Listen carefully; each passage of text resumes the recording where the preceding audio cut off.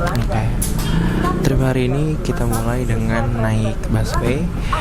Kebetulan ini di busway terakhir dan hari ini adalah hasil perjalanan dengan 3 kali naik busway. Tadi pertama kan naik dari Kampung Melayu, terus habis itu kemana ya tadi? Oh, dari sampai Kampung Melayu, terus habis itu dari Kampung Melayu, nah naik koridor 5, terus habis itu sekarang kita naik 4C. Ini udah beneran sebelum sampai museum, tapi kalian harus tahu depan situ tuh macet banget tuh, ya kan? Kelihatan ya bro. Beneran yang wah, ini isinya manusia semua, tapi untungnya tuh bentar, ini agak adem gitu kan, baksonya enak. Bentar, ini agak susah. Nah, tapi untungnya tuh adem, dan untungnya lagi gue nggak sendiri sama opang. Nah, oke. Jadi sebenarnya lebih ke gue nyontek ke opang aja sih, ini perjalanan gimana. Udah ya, karena ini bisa sangat-sangat silence dan keren. Kaget. Udah, oke. Nanti aku akan ngadem dulu. Dan jadi gue akan ngadem dulu di sini sampai waktunya di museum itu tiba. Gaya banget. Ya pokoknya gitu deh ya. Dan FYI di luar tuh panas banget, jadi gue akan mengadem di sini sampai nyampe lah. Nah ini gitu, beda. Dan pokoknya tiba-tiba nyampe. Tring. I never thought breakups were pretty. You told a lie, I let you go. Started the words that I completed, but that was then, so long ago. I told you then, like I say now. Gelap ya? Oh gelap coy. Oke, nah ini udah beneran nyampe di depan Munasprok ya, atau Museum Perumusan Naskah Proklamasi. Aslinya disingkatnya Munasprok, tapi perumusannya nggak ada gitu kan. By the way, tadi kan aku naiknya Transjakarta, tapi kalau teman-teman naik sepeda, ini ada parkir sepeda, lihat ya kan, ada parkir sepeda gratis ya kan. Iya, jadi kalau teman-teman naik sepeda bisa parkir di sini. Dan karena nggak mungkin lah ya, saya mungkin aja sih sebenarnya, cuman mungkin, tapi saya yang tidak mungkin, saya malas soalnya. Udah, yuk kita langsung masuk ke Museum Naskah Proklamasi ya. Nah, mati, oh enggak. Nah, habis itu kan ada ruangan, kita yang kiri dulu. Nah, ini dingin, ya Allah dingin, sumpah. Di luar panas banget, jadi aku sangat butuh ruangan sedingin ini. Tapi ini agak gelap, jadi sorry ya kalau gambarnya agak-agak unyut gitu kan. Tapi by the way guys, jadi ini adalah ruangan yang sebenarnya tergantung sih kalian milihnya gimana ya. Cuman kalau saranku, kalian pilih yang ruangan ini sebagai ruangan pertama. Kenapa? Karena akan lebih runtut ceritanya untuk kalian mengenal sejarah-sejarah yang ada di museum ini. Dan karena ruangan ini juga sebenarnya ada di depan, tapi kan ya gitu deh. Nih, jadi kenapa aku pilih ya di sini spotnya, karena di sini ada lampu. Lihat, ya kan, kita sama-sama tahu bahwa museum itu biasanya gelap ya. Nah, jadi ruangan apa sih? Dimana waktu itu abis dari Rengas Dengklok, Soekarno, Ahmad Subarjo, dan juga para golongan tua tuh tiba gitu loh. Karena kan abis didesak nih, abis peristiwa Rengas Dengklok. Ini kalau aku berpindah gelap guys. Oke, aku tetap akan di sini. Nah, ketika abis dari Rengas Dengklok itu kan mereka langsung datang nih ke rumah Laksamana Tadashi Maeda untuk melakukan proklamasi ya kan. Karena udah didesak tuh sama golongan muda, merdeka dong gitu kan. Juga mereka merdeka lu juga gitu. Nah, akhirnya mereka datang ke sini, ke ruangan ini. Nah, ruangan ini adalah ruangan di mana para golongan tua ditemani ya golongan mudanya juga untuk ke sini. Kelihatan nggak ya? Gelap. Nah, jadi ini tuh apa ya? Mungkin kalau kita bilangnya ruang tamu, kalau mereka bilangnya ruang pertemuan untuk mereka melakukan pertemuan dengan yang punya rumah gitu loh. Nih lihat, pertemuan dengan Maeda, meeting dengan Maeda, meeting with Maeda, asik. Gitu. Jadi diterima itu di sini, masuk terus juga ngobrol-ngobrol tuh di ruangan ini. Nah, ruangan ini kan aku bilang kayak ruang tamu gitu ya. Sebenarnya ini masih bisa ada, nggak tahu apa namanya, pokoknya kayak ada hall gitu yang nyambung sama ruang kedua. Hai Pang. Oke, masih agak gelap, cuman tapi ini udah paling terang ruangannya, terus masa harus ngegas seru gini, nggak dong, ya kan? Jadi ini adalah ruangan kedua dari yang tadi aku bilang di sana tuh ruangan pertama, ini adalah ruangan kedua atau mungkin ya pokoknya kalau dari ruang tamu ini kayak ruang keluarga, ruang tengah, ruang makan dan sebagainya yang kita tidak tahu ya dulu. Tadi suka-suka tadi Syemaida lah. But by the way, ini adalah ruang perumusan naskah proklamasinya. Jadi setelah diterima dan menyampaikan maksudnya, golongan tua tersebut akan menyusun proklamasi di sini. Tuh lihat. Nih, di meja ini ada nggak sih? Ada tuh. Ada kertasnya. Siapa Soekarno? Kelihatan nggak sih? Nah, ya itu. Itu tuh, itu. Iya. Apa sih, gue bingung.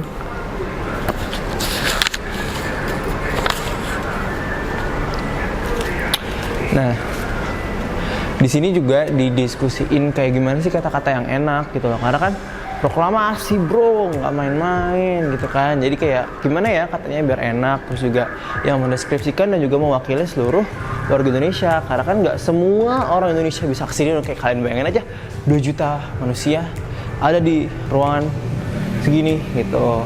Gitu. Terus begitu dari sini sebenarnya ini belakang ada kayak taman gitu, tapi kita geser dulu ke ruang sebelah. Oke? Terus nih, ini kan. Nih. Jadi kan itu tadi ruangan pertama, ini ruangan kedua.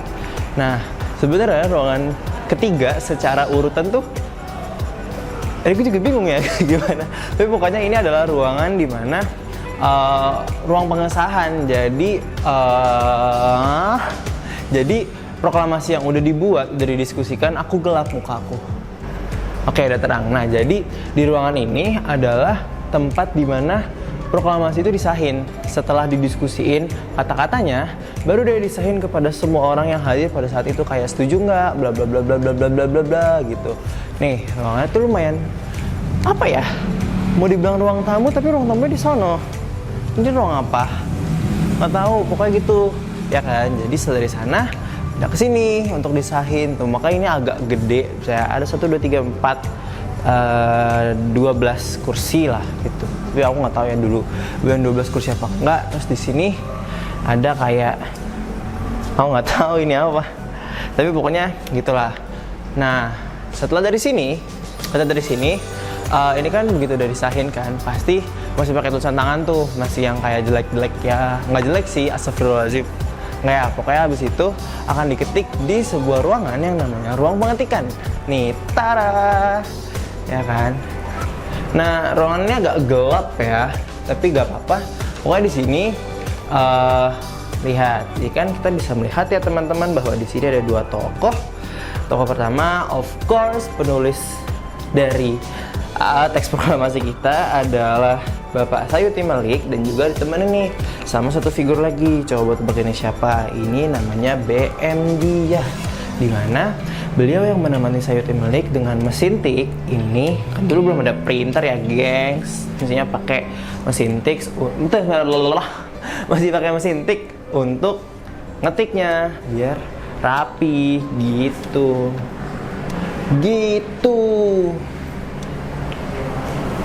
Nah, terus kita kan sama-sama tahu ya bahwa ada tanda tangan gitu kan, kayak set gitu. Kalian tahu nggak sih kalau tanda tangannya tuh bukan di meja, udah nggak main meja-mejaan. Kalian tahu tanda tangannya di mana? Di piano. Betapa keren ya proklamasi kita, tanda tangannya di piano. Lihat, kenapa ada piano di tengah-tengah gini? Karena piano ini adalah piano yang digunakan ketika menandatangani proklamasi itu. Jadi kan kita tahu lah ya bahwa waktu mau tadi kan mau seluruh orang yang datang, tapi kalian bayangin aja sekertas seperti itu tangannya banyak orang gitu. Jadi akhirnya Soekarni, salah satu golongan muda dan juga adiknya Soekarno, bilang nih kayak Soekarno sama Hatta aja gitu kan, dan kata-katanya atas nama bahasa Indonesia. Jadi ya gitu deh, tanda tangan cuma 2 di piano ini gitu. Udah kan, tapi masalahnya gedung ini nggak sesimpel itu. Rumah ini tidak sesimpel itu, tidak sekecil itu. Ini ada ruangan lagi, tapi aku nggak tahu ini apa. Pindah sini ada orang guys. Apa namanya? Kalau semisal kalian kesini, sorry, bentar, aku bingung. Nah, masalahnya museum itu tidak sesimpel itu. Ketika kalian nyampe, nih lihat apa yang ada di belakang aku. Ya betul, ada tangga. Apa yang ada di tangga? Ayo kita cek.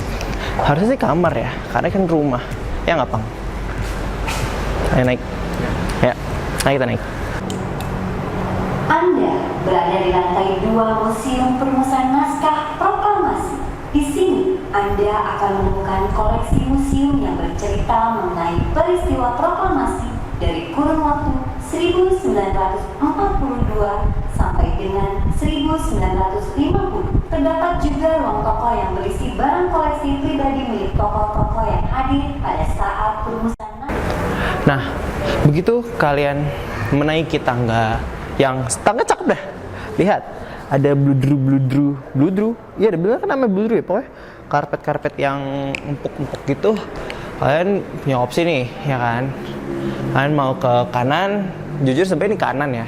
Kanan atau kiri? Aku akan memilih nih, gini, kanan atau kiri. Aku akan pilih ke kanan. By the way, sebelum kalian masuk ke ruangan-ruangan ini, lihat. Jadi di sini sama kayak yang tadi di bawah juga ada tombol bahasa nih. Jadi ini bahasa apa ya? Bahasa Jepang. Tadi sih di bawah bahasa Jepang ya. Indonesia, English, and Japanese. Lihat tombol bahasa. Jadi tapi itu speaker itu tidak membacakan ini, enggak.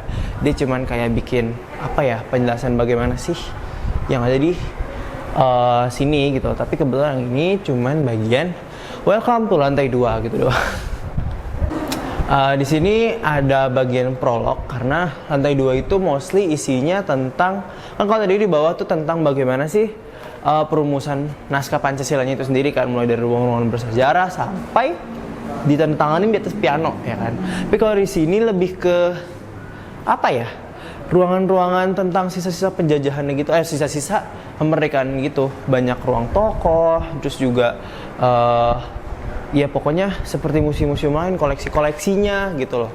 Bukan yang tentang historical timeline. Nggak tahu, aku ngasal bikinnya pokoknya gitu. Aku mau ke kanan. Oke, ke kanan. Jadi ke kanan, pertama setelah kita mau muncul ke sini, kita ada 2 juga. Ada kanan dan kiri. Aku kiri dulu karena Opang. Di sana aku tidak mau mengganggu Opang. Nah, begitu kita masuk ke sini, ada ruangan. Dia nggak jelasin ini ruangan persisnya apa, tapi pokoknya di sini kita bisa melihat kayak misal nih, kalau nggak salah sih dimulai dari sini ya. Presiden dan Wakil Presiden kembali ke Yogyakarta, terus juga TNI, ini udah beneran jadi TNI, Tentara Nasional Indonesia, pada 29 Juni 1949, tertulisnya sih gitu ya. Gitu, terus ada juga Romroyen, seperti nggak tahu apa itu Romroyen gitu kan. Penyambutan Jenderal Sudirman, terus juga ada pertemuan Presiden dengan Jenderal Sudirman dan bla bla bla bla bla. Habis itu kan ke RIS, Republik Indonesia Serikat. Kita sama-sama tahulah bahwa dulu Indonesia pernah menjadi RIS dulu pada tahun 1950-an. 1950 ya kurang lebih gitu kan. Gitu. Terus next kita akan pergi ke sini sebelah. Terus kita akan pergi ke sebelahnya. Adem kali, mukaku tidak terlihat. Aku akan mencari lampu dulu ya guys. Oke, nah jadi di ruangan ini ketahanan. Nah jadi di ruangan ini apa ya, kayak ulang dari masuk ya. 3, 2, 1. Nah kita akan masuk. Adem sekali. Kalau ini kok di sini ada epilog. Kayaknya sih ini merupakan ruangan apa ya? Kayak di sini ini ada pesawat-pesawat. Ini ruang-ruang tokoh. Jadi tokoh-tokoh yang berkaitan tuh ada di sini. Kayak misalnya nih, di depan aku ada Ki Hajar Dewantara, pahlawan pendidikan kan. Ada Mr. Supomo. Bahasa Inggris kah? Oh, bahasa Inggris dan bahasa gelap. Bahasa Indonesia. Nah, tapi ada juga yang Soekarno di sini, yang infografisnya Soekarno agak lumayan panjang. Lihat. Ini mulai dari lahir pada 6 Juni 1901. Sebentar lagi happy birthday Soekarno di Surabaya. Terus juga ada sampai ya pokoknya biografi singkat. Dan di sini pun ada tombol bahasanya. Nih, aku pencet ya. Pencet ya. English. Jepang. 今あなたは他 EU の部屋にいます。この部屋には独立宣言を起草する会議に参加した他 EU たちの一代記と私物を展示しています。彼らは国民組織の代表たちと違う長官でした。 Udah. Nggak ngerti. Kita pencet yang English. You are now in the National Figure Room. Oh, National Figure Room. And personal collection of the national figures. Attending the process of the proclamation next drafting, the representative of the People's Movement Organization German and regional leaders. Ya, benar tadi aku bilang bahwa ruangan ini adalah ruangan per tokohnya itu sendiri. Dan kalau nggak salah tadi di bawah dijelasin juga bahwa cakep lightingnya di sini ternyata. Di bawah dijelasin juga bahwa ada benda-benda pribadi dari tokoh-tokoh yang ada di sini. Kayak misalnya ada Soekarno, Ki Hajar Dewantara dan juga Mr. Supomo. Nah ini apa ya? Ada namanya katana, kayak katana, ada tongkatnya Mohasan, kelihatan nggak? Nggak ya? Nanya lagi. Ini ada tongkatnya Mr. Tukum dan Mohasan. Terus ini uang kah? Uang kertas. Oh ini ori guys. ORI. Uang Republik Indonesia tapi yang tulisannya oyang. Lihat, aduh nggak fokus. Nah tuh, Rp1. Kecil banget. Rp1 tuh. Terus juga ada uang kertas Rp1.000. Oh dulu ada Rp1, ada Rp1.000. Terus ada rencong tuh ituannya Jawa Barat kan ya, Cemio ya guys. Iya kan? Ya nggak sih? Iya. Terus ada Ija helmet type 90. Lumayan banyak yang ada di sini. Ngezoom sekali wajahku. Udah, kita lanjut ke ruangan sebelahnya. Terus aku nggak tahu ya, tapi kayak beneran di museum ini tuh banyak banget objek-objek kamar mandi. Ini salah satunya yang kayak definisi kalian tahu kamar mandi rumah orang kan? Ya gitu. Udah gitu tuh kebetulan di kamar mandi yang ini pintunya 3. Ini 1, ya kan? Ini 2, ini 3. Yang sampai luar. Jadi kayak, aduh, kayaknya ini kamar deh. Harusnya ya kalau kita ngomongin set dulu gitu kan. Aduh, dari kamar nih, aduh mau pipis gitu kan. Atau kebelet nih. Kunci 1, ceklok. 2, 3, baru masuk ke sini WC-nya. Tapi WC kecil banget. Ada bathtubnya juga. Lihat. Ada apa namanya? Wastafel, tapi kayak udah nggak bisa berfungsi lah ya. Terus kayak ini masih ubin-ubin jadul gitulah pokoknya. Itu kayak kamar mandi pada umum ya, kamar mandi rumah biasa. Yuk, terus di luar ada balkon, lihat. Tara. Aduh. Nah kalau di sini kan sorry tidak menggaung, tapi sih kayak bujuk, panas sekali saudara-saudara. Lihat, mana mataharinya? Itu. Jadi ini view kalau kalian ke balkon. Aku nggak tahu ya sebenarnya balkonnya emang boleh dibuka apa enggak. Tapi kita bisa melihat tetangga. Apa ya ini, gereja ya kalau nggak salah ya. Kalau nggak salah ini gereja. Terus ini rumah halamannya. Halaman dari si museumnya sendiri. Ini ada pohon-pohon, ada api. Ya gitulah pokoknya kayak view balkon. Enak nih kalau kita nyore-nyore di sini. Ya wah, chill banget bro. Oke, karena agak silau kita masuk. Tapi kayaknya yang balkon sana kita nggak bisa masuk deh. Balkon oke, ada Elon. Yang balkon sana kayak kita nggak bisa masuk deh. Kayaknya ya. Kalau balkon sini bisa, tapi aku aja nggak tahu apakah ini beneran bisa kita pakai, Pak. Maksudnya kayak bisa kita kunjungin gitu loh balkonnya. Soalnya kan gimana ya? yang itu, paham gak sih kayak kenapa sebuah balkonnya ya gitulah, tapi kayak ya udahlah ya. Oke, agak sial aja, kita masuk lagi. Ayo kita masuk. Tapi enak by di sini buat chill gitu, buat ya pokoknya buat seru-seruan lah. Nah lanjut dari situ kita lanjut ke sini. Ini adalah ruangan yang banyak pesawat-pesawat lihat.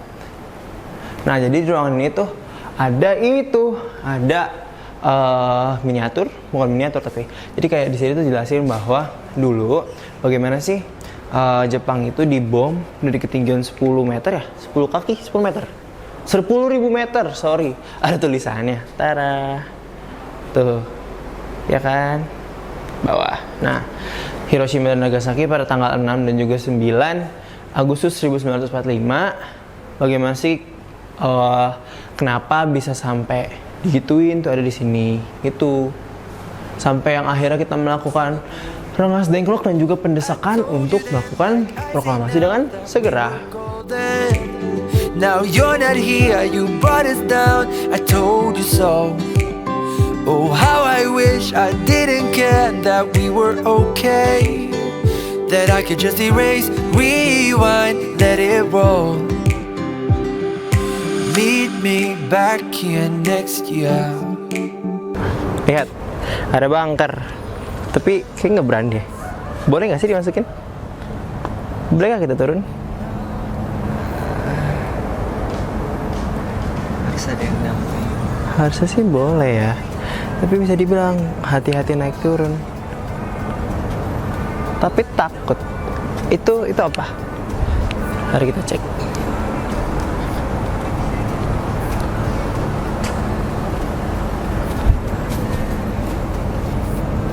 Iya, kayaknya ini hubungannya main tadi dah. Ya guys sih. Ya guys. Ya dua. Tidak ada apa-apa di sana. Mungkin? Oke, mungkin gitu aja yang bisa aku jelasin tentang museum ini. Museumnya sih nggak terlalu gede, tapi lengkap banget. Jadi teman-teman kalau misal kesini bakalan paham proses-proses mulai dari pembuatan sampai proklamasinya itu dilakuin. Kalau kalian mau kesini gimana caranya? Kalian bisa cek di Google Maps, karena kan beda-beda ya. Tapi bisa banget kalau mau naik angkutan umum sampai persis di depan museumnya. Kalau tadi aku naik busway kan, naik busway doang itu naik koridor 4C sampai depan persis. Atau kalian bisa bawa kendaraan pribadi juga ke sini. Alamatnya di Jalan Imam Bonjol nomor 1, ada di Google Maps. Tadi aku bilang kan. Kalau mau bawa kendaraan sendiri sih bisa parkir di depan. Terus juga tiket masuknya murah banget, satu orang 2.000. Apa karena aku pelajar ya? Tapi aku nggak nunjukin kartu pelajar, tapi biasanya sih, ya kurang lebih segitulah. Nggak mungkin sampai 10.000 karena museum-museum itu, museum sejarah itu murah. Supaya kalian bisa kesini, sudah disediakan juga transportasi umum gitu kan. Jadi jangan ragu untuk datang ke museum. Mungkin kita aja yang bisa aku sampaikan untuk museum ini. Soon aku akan ke museum lain mungkin sepertinya, dan aku akan membuat video-video kesana lagi. Oke, kalau gitu aku Ali pamit undur diri. Sampai jumpa di episode selanjutnya kalau ada. Dadah. We were on a high, but now we're letting go, and finding the way back is all I know. All I know. From now, I'm thinking about myself, I'm minding